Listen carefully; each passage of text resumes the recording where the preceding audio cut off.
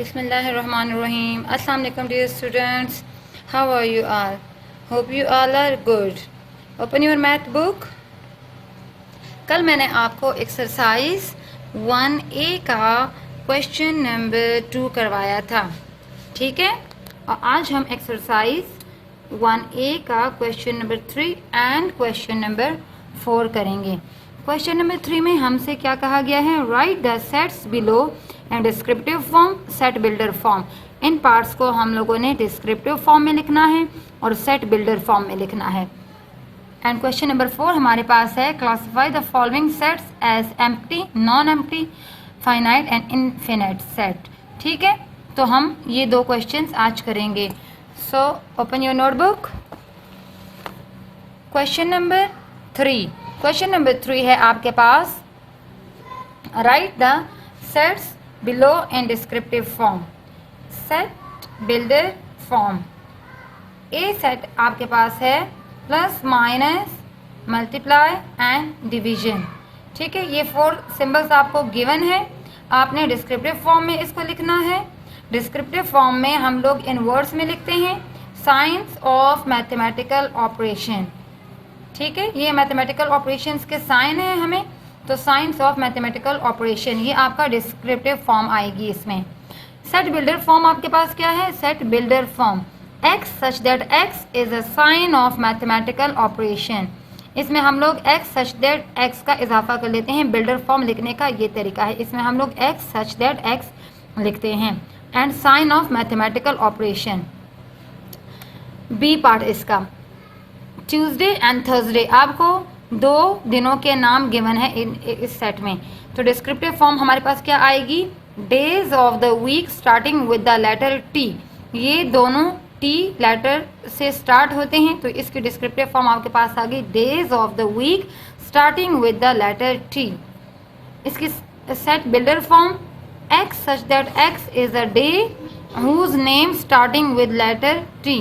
ठीक है, x such that x is a day whose name start with letter T, जो कि letter T से स्टार्ट होता है।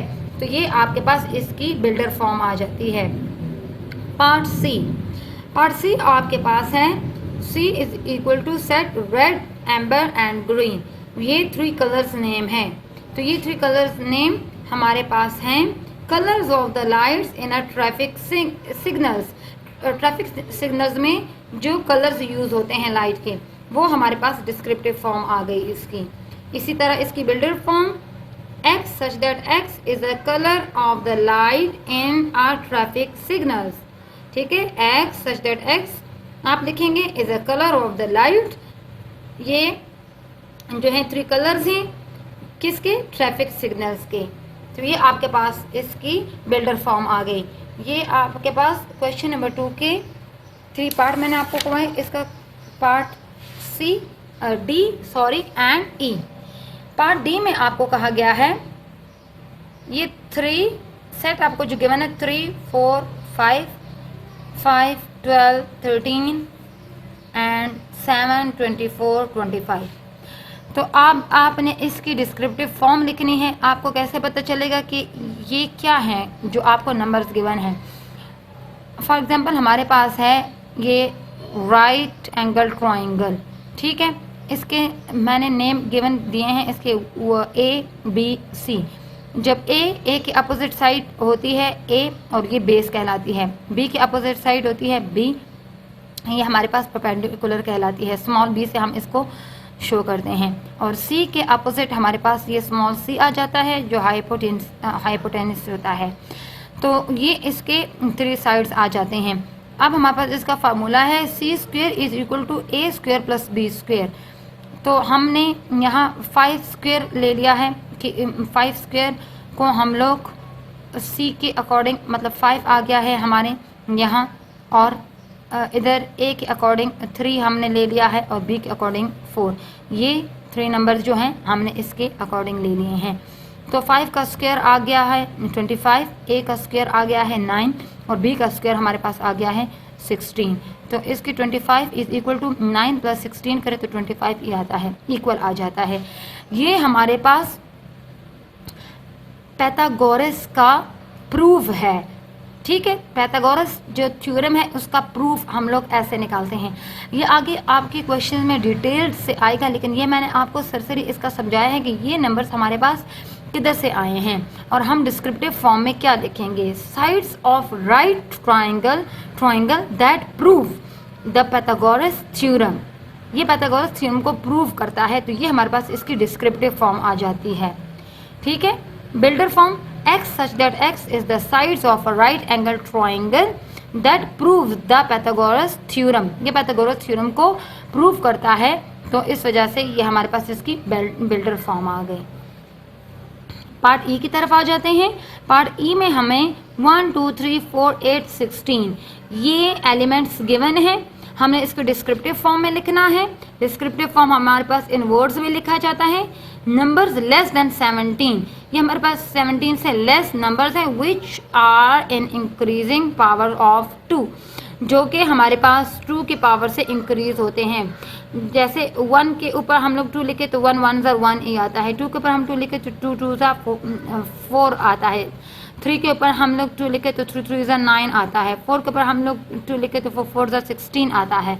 ठीक है, ये इंक्रीजिंग पावर की तरफ जा रहे हैं, तो हमारे पास numbers less than 17 which are in increasing power of 2। इसकी set builder form x such that x is 2n, इसकी पावर है n, and x is less than 17, ये हमारे पास ये इसके एलिमेंट्स आ जाते हैं। आपके पास है ये क्वेश्चन 3 का सारे पार्ट्स में मैंने आपको करवा दिए हैं। अब हम आते हैं क्वेश्चन नंबर 4 की तरफ। क्वेश्चन नंबर 4 में classify the following set as empty, non empty, finite and infinite. ठीक है, कि हमने इन सेट्स को क्लासिफाई करना है। ए हमारे पास है man with good set of teeth.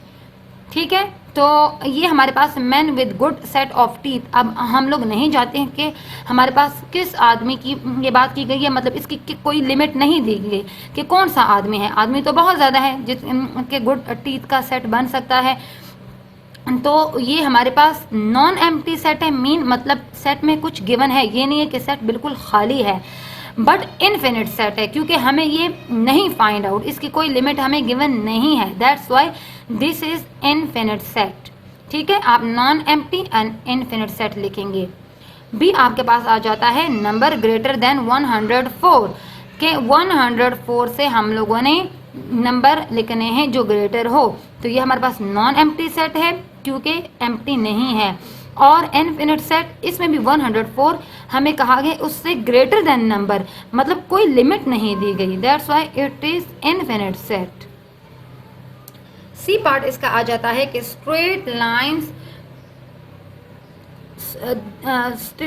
straight line that can be drawn and the surface of a sphere, कि आपने स्ट्रेट लाइंस बताने हैं जो सरफेस पे ड्रॉन होते हों, तो ये हमारे पास नॉन एम्प्टी सेट आएगा, क्योंकि सेट में हम कुछ ना कुछ लिखेंगे, बिल्कुल खाली नहीं होगा।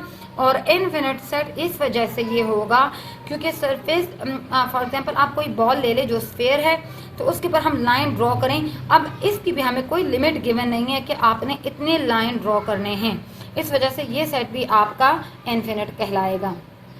डी पार्ट इसमें आपके पास आ जाता है कि प्राइम फैक्टर्स ऑफ 357 के प्राइम फैक्टर आपने लिखने हैं, तो सेट नॉन एम्प्टी होगा, मीन एम्प्टी नहीं होगा। और इसमें अब आपको लिमिट गिवन है कि 357 तक आप लोगों ने प्राइम फैक्टर्स लिखने हैं, तो ये हमारे पास फाइनाइट सेट आएगा। ई पार्ट इसका आपके पास है कि power of 10 less than a million, कि आपने power of 10 less than million, तो इसमें भी आपके पास नॉन एम्प्टी सेट होगा। और मिलियन आपको कंडीशन दी गई है, लिमिट दी गई है 10 की कि आपने पावर लिखने हैं मिलियन तक, तो ये आपके पास फाइनाइट सेट कहलाएगा। ठीक है, आप इसको इसी तरीके से अपने बुक के अकॉर्डिंग क्वेश्चन को समझ लें, और जब आपको आपका होम टास्क दिया जाएगा तब आप अपनी नोटबुक में इसको एज इट इज़ लिख लें, उतार लें। थैंक यू एंड अल्लाह हाफिज़।